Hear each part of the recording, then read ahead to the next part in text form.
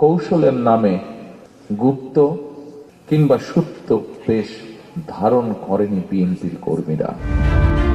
বিগত ফ্যাসিবাদী শাসনের বিরুদ্ধে লড়াইয়ে সব পক্ষের ঐক্য এখন জরুরি, অথচ বারবার কাদা ছোড়াছড়ির কৌশল নিয়েই সামনে আসছে বিএনপি। এতদিন বিতর্কিত মন্তব্যগুলো অপ্রধান নেতাকর্মীদের মুখে শোভা পেয়েছে। এবার খোদ দলের চেয়ারম্যান তারেক রহমানও একই সুরে কথা বললেন। তিনি বলেছেন, বিএনপি কখনো গুপ্ত বা সুপ্ত বেশ ধারণ করেনি। বাংলাদেশের মানুষ সবাই জানেন, জামায়াত শিবিরকে খোঁচা দিয়েই তিনি মন্তব্যটি করেছেন। রাজপথের পরীক্ষিত মিত্রদের এই খোঁচা দিয়ে কি অর্জন করতে চাচ্ছে বিএনপি? নাকি নিজেদের ব্যর্থতা ঢাকতে এছাড়া অন্য কোনো বিকল্প আর খোলা নেই তাদের সামনে? রাজনীতিতে গুম, খুন ও নির্যাতনের শিকার পরিবারগুলোর সঙ্গে মতবিনিময়ে অংশ নিয়েছিলেন তারেক রহমান। সেখানে তিনি দাবি করেন, বিএনপি কখনো কৌশলের নামে গুপ্ত বা সুপ্ত বেশ ধারণ করেনি। তিনি বলতে চেয়েছেন, বিএনপি বুক চিতিয়ে রাজপথে ছিল, যদিও বাস্তবতা তার কথার সাথে মেলে না। বিএনপি আসলে ফ্যাসিবাদের আমলে সেভাবে কোনো কর্মসূচি দাঁড় করাতে পারেনি। সেই কারণে তাদেরকে ঈদের পরে কর্মসূচির দল হিসেবে তকমা দিয়েছিল অনেকে। কিন্তু সেই দলের প্রধান তারেক রহমান জামায়াত শিবিরকে কটাক্ষ করে গুপ্ত সুপ্ত বয়ান ছড়াচ্ছেন। প্রশ্ন হল, কেন জামায়াত শিবিরকে এমন কৌশল নিতে হয়েছিল? বিগত ১৬ বছরে ফ্যাসিবাদী আওয়ামী লীগের সবচেয়ে বেশি দমন পীড়নের শিকার হয়েছে জামায়াত শিবির। শীর্ষ নেতাদের ফাঁসি দেওয়া হয়েছে, দলের নিবন্ধন বাতিল করা হয়েছে, ঘরে ঘরে ঢুকে নেতাকর্মীদের গণহারে গ্রেফতার করা হয়েছে।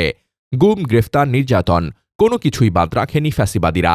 এই চরম প্রতিকূলতায় দলকে টিকিয়ে রাখতে কৌশল পরিবর্তন ছিল সত্যিকার অর্থে অসাধারণ এক রাজনৈতিক প্রজ্ঞা। বিশ্লেষকদের মতে, জামায়াত শিবিরের এই টিকে থাকার কৌশলের কারণেই ২৪-এর গণঅভ্যুত্থানে তারা অন্যতম শক্তিশালী পক্ষ হিসেবে নেতৃত্ব দিতে পেরেছে। কিন্তু বিএনপির কেনই আক্রমণ?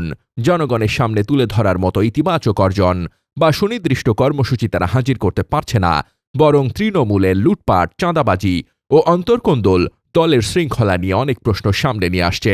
এইসব ঢাকতেই প্রতিপক্ষের বিরুদ্ধে অপপ্রচারে নেমেছে তারা। বিশ্ববিদ্যালয়গুলোর ছাত্র সংসদ নির্বাচনেও ছাত্রদল এই একই বয়ান নিয়ে অপপ্রচারে নেমেছিল। কিন্তু সাধারণ শিক্ষার্থীরা এখন অনেক রাজনীতি সচেতন।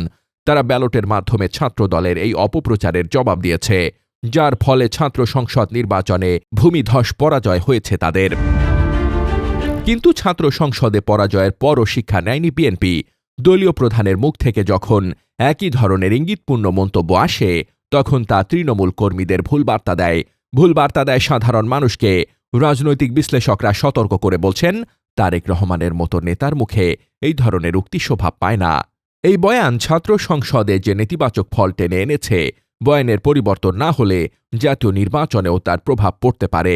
বিএনপির জন্য সেটা হবে চরম আত্মঘাতী। রাজনীতিতে কৌশল মানেই কি পলায়ন, নাকি টিকে থেকে চূড়ান্ত বিজয়ের প্রস্তুতি?